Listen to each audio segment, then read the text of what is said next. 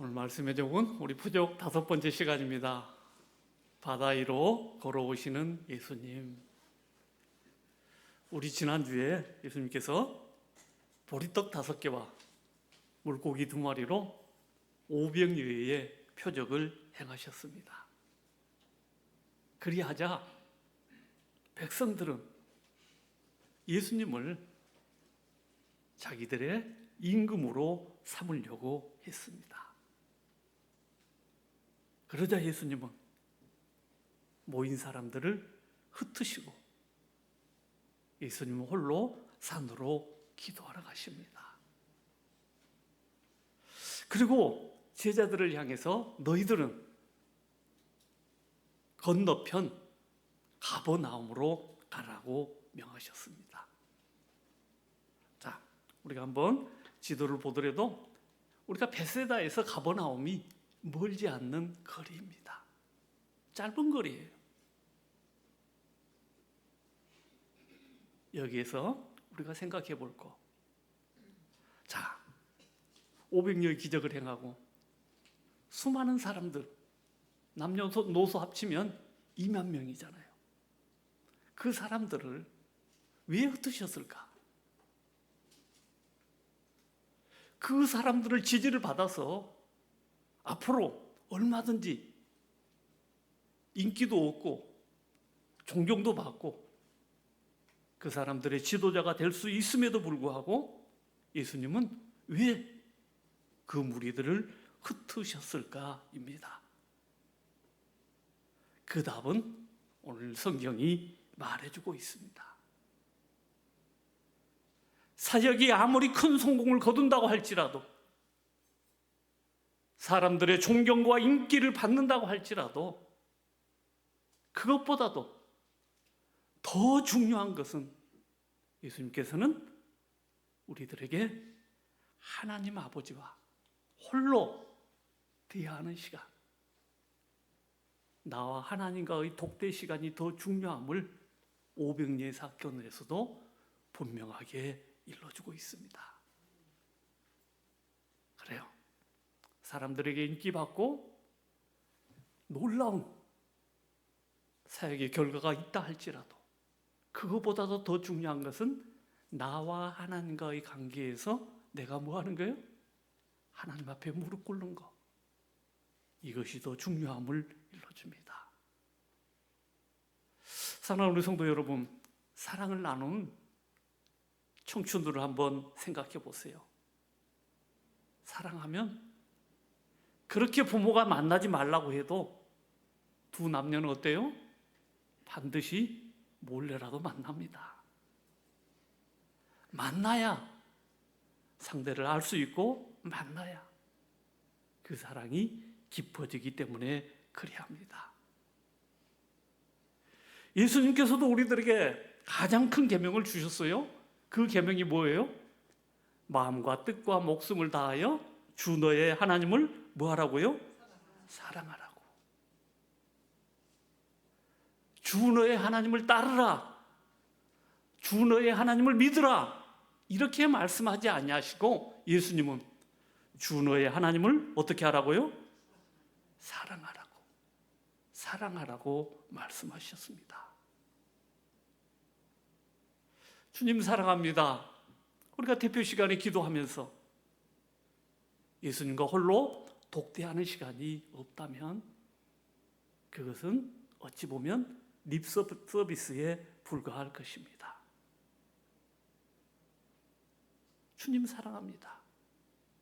이 고백이 있으면 반드시 주님이 좋아하는 것이 무엇일까? 거기에 초점이 맞춰줘야죠. 반드시 홀로 독대하는 시간이 있기를 바랍니다. 우리 오병이어의 표적 다시 한번 생각해 보십시오. 예수님 어떻게 하셨어요?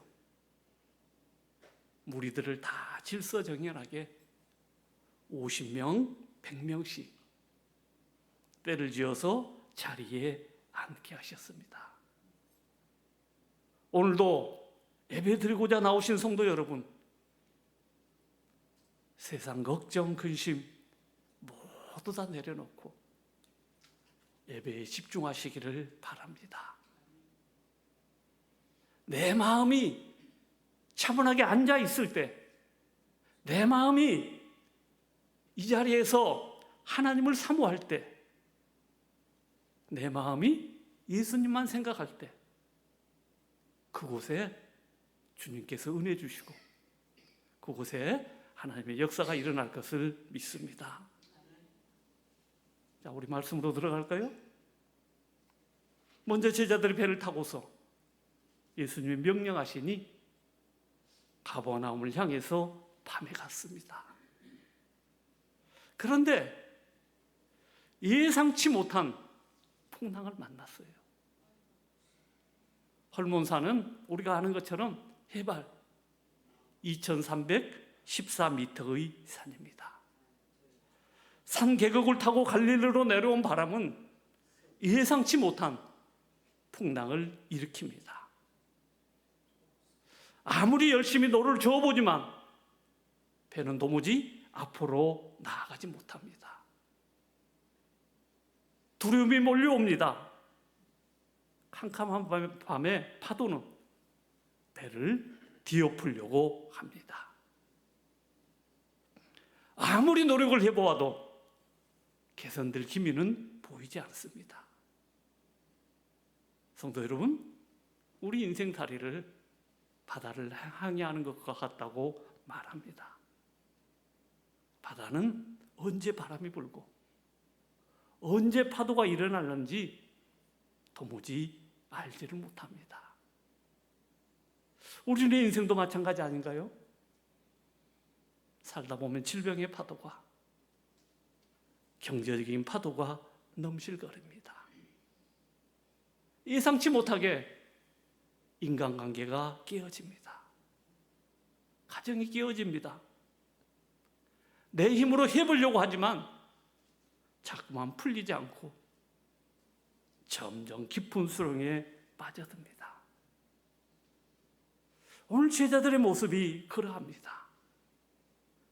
마태복음 14장 24절에 배가 이미 육지에서 술이나 떨어서 바람이 거스림으로 물결로 말미암아 고난을 당하더라. 여러분 한번 생각해 보십시오. 제자들이 예수님의 말씀에 불순종했기 때문에 저들이 파도를 만났나요? 아니요. 예수님의 말씀에 순종했습니다. 너희들은 배를 타고 맞은편으로 가라고 명하셨기 때문에 배를 타고 맞은편으로 갔습니다. 그런데 어찌하여 초저녁에 떠난 배가 바람을 만나고 풍랑을 만났을까요? 그것도 언제까지? 밤사경까지. 밤사경은 우리나라 시간으로 새벽 3시에서 6시 사이입니다. 이때가 가장 어두울 때입니다. 우리들은 생각합니다. 우리가 예수 믿으면 아무런 풍랑도 만나지 않고 순풍에 돛달듯이 앞으로 나아갈 거라고 생각합니다.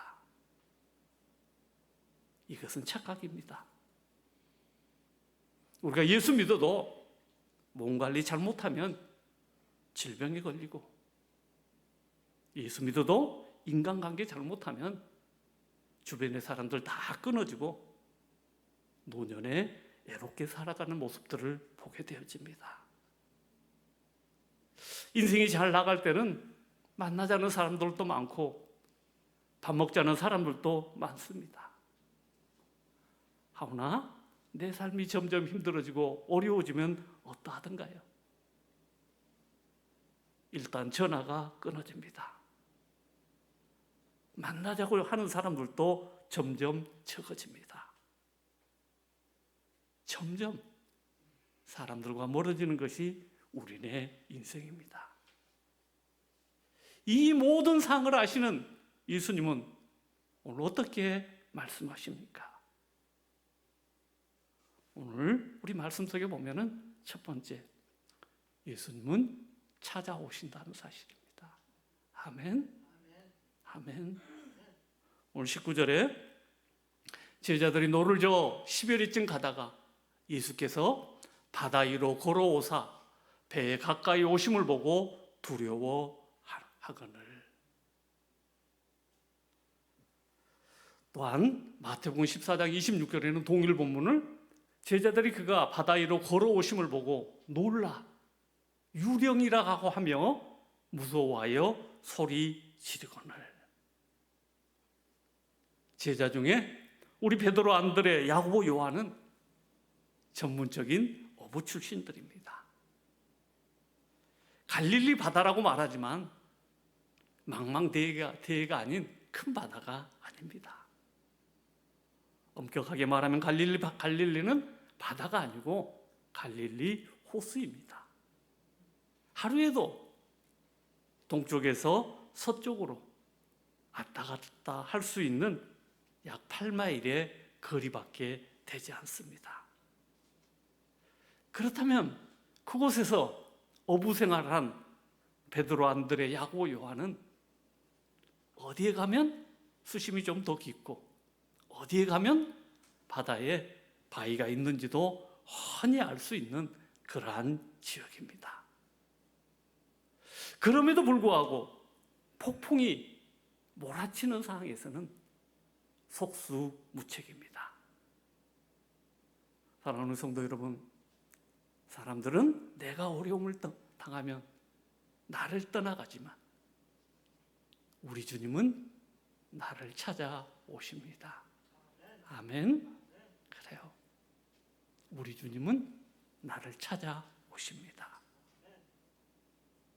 어려운 새벽에 물결로 고난당한 제자들을 찾아오신 주님은 오늘 저와 여러분의 삶의 현장에도 찾아오십니다. 주님은 내가 아플 때, 주님은 내가 힘들어 울 때에도 찾아오십니다. 큰 위기의 순간에도 찾아오십니다. 그 주님은 우리와 함께 하시기에 우리는 이 험난한 세상을 살아가면서도 평안을 가질 수 있고 어떤 상황에서도 주님과 함께라면 일어날 수 있는 것입니다. 아멘. 그래요. 우리 주님은 반드시 찾아오신다는 사실 잊지 마시기를 바랍니다. 두 번째, 우리 제자들의 반응을 한번 볼까요? 제자들 뭐라고 말했어요? 유령이라고 하며 무서워서 소리 지르는. 사랑하는 성도 여러분, 우리가 믿는다고 하면서도 실제로는 우리 앞에 어려움이 당하면 마치 믿지 않는 사람처럼 행동하는 경우가 너무나도 많이 있습니다. 평소에는 다 믿는 것 같은데 막상 어려움이 닥치면 전혀 신앙인의 모습이 없어지는 경우가 너무나도 많습니다. 교회는 다니지만 주님은 믿는다고 하지만 문제 해결하는 방법을 보면은 어떠합니까? 편법을 쓰고 세상의 방법을 그대로 사용하는 모습이 우리들의 모습이 아닌지요. 제자들이 꼭 그렇게 했습니다. 바로 조금 전까지, 아니 몇 시간 전까지만 해도 500여의 표적을 일으키신 주님의 제자로서 어깨에 힘이 들어갔습니다. 내가 저분의 제자다. 자부심을 가졌던 제자들인데 이제 어려운 지경에 이르니까, 아니 주님이 도와주시려고 오셔도 뭐라고요? 유령이라고 놀라서 소리치고 있는 것입니다. 이 모습을 보면서 이것이 진짜 우리들의 모습이 아닐까 생각되어집니다. 사랑하는 성도 여러분, 예수님은 분명하게 유령이 아니십니다. 그분은 살아계신 하나님의 그리스도이십니다. 가늠하다가 잡혀온 여인에게 예수님은 용서 그 자체이셨습니다. 12해를 혈류증으로 고생하던 여인에게는 예수님은 치유자 그 자체였습니다. 죽은 지 나흘이 되어서 무덤에 장사되었던 나사로에게 예수님은 부활 그 자체이셨습니다. 죄인이었던 우리들에게 예수님은 바로 의로움 그 자체이셨습니다. 우리들이 왜 살아야 하는지를 몰랐던 우리들에게 예수님은 길이요 진리요 생명이셨습니다. 무엇을 위해 살아야 하는지를 묻는 우리들에게 예수님은 삶의 목적이고 소망이셨습니다. 예수님은 오늘의 나를 나되게 하신 살아계신 하나님이십니다. 나의 삶 속에 한결같이 살아계신 전능하신 하나님이십니다. 사랑하는 성도 여러분, 우리가 기도가 응답되었을 때, 주님께서 도와주시는 역사가 일어날 때 여러분 어떻게 생각하시나요? 하나님이 도우셨습니다. 하나님이 역사하셨습니다. 100% 이렇게 고백하시나요?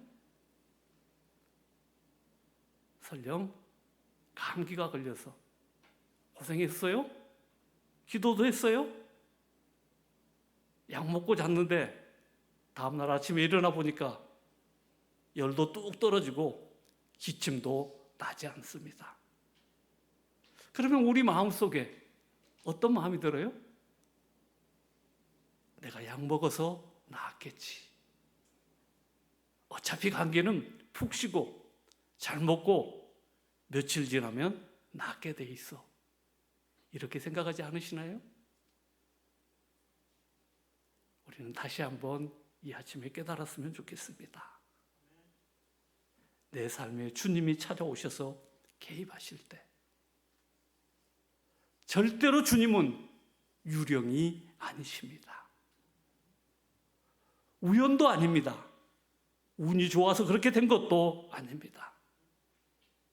주님은 지금도 나를 도와주시기 위하여 찾아오십니다.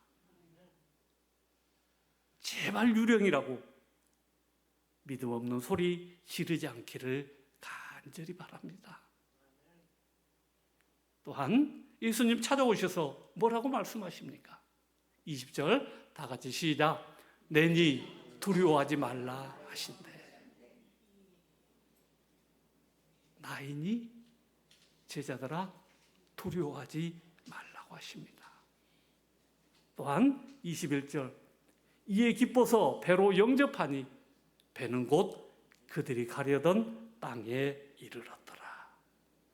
여러분 우리 20절에 주님이 찾아오셔서 하신 말씀 이 아침에 들렸으면 좋겠습니다.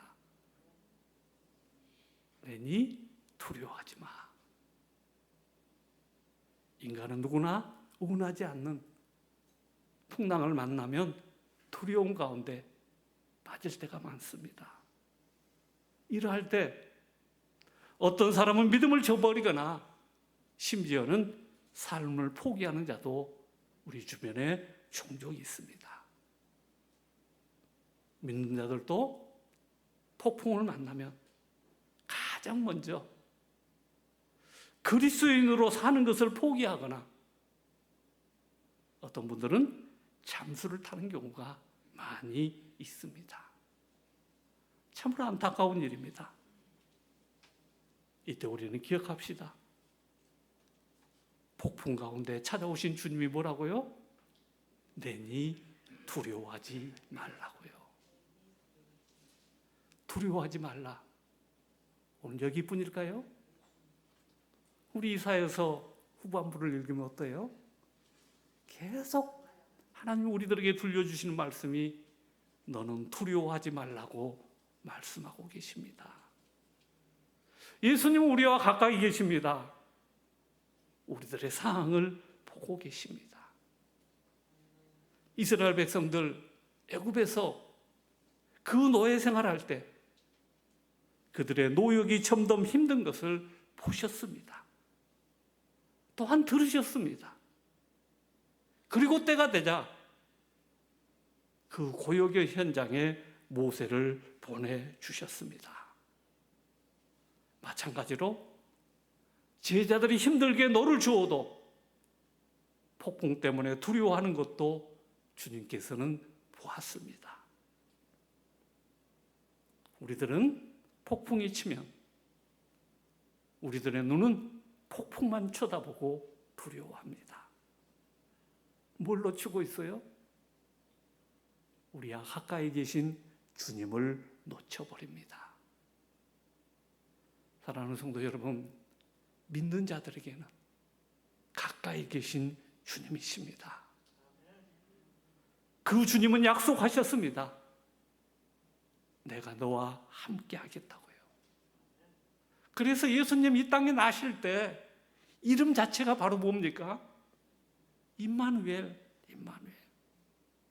나는 너와 함께 하겠다는 약속입니다. 그 주님께서 오늘도 두려워하지 말라고 말씀하십니다. 그 주님이 제자들의 배에 타자마자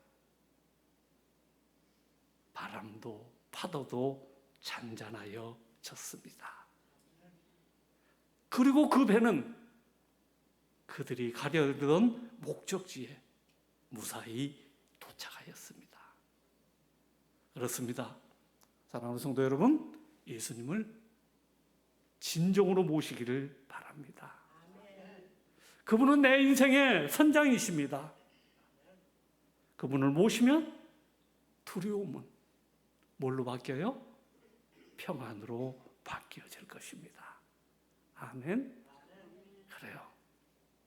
그분을 모시니까 배는 곧 그들이 가려던 땅에 이르렀더라. 밤새도록 노저었음에도 불구하고 풍랑과 파도로 인하여 앞으로 나아가지 못하고 그 밤에 그 갈릴리에서 고생했습니다. 그러나 예수님 그 배에 타자 바람도 파도도 잔잔하여 가고자 하는 그 땅에 도착하였다는 사실을 다시 한번 깨닫고 우리 주님은 어떠하신 분이에요? 바람도 파도도 잔잔하게 하실 수 있는 주님이시오. 사람은 무리를 걸을 수 없지만 우리 예수님은 물 아니라 하늘도 걸으실 수 있고 우리 예수님은 무엇이든지 하실 수 있는 전능이 하나신 주심을 믿는 저와 여러분 되기를 주의 이름으로 축원합니다. 기도하겠습니다.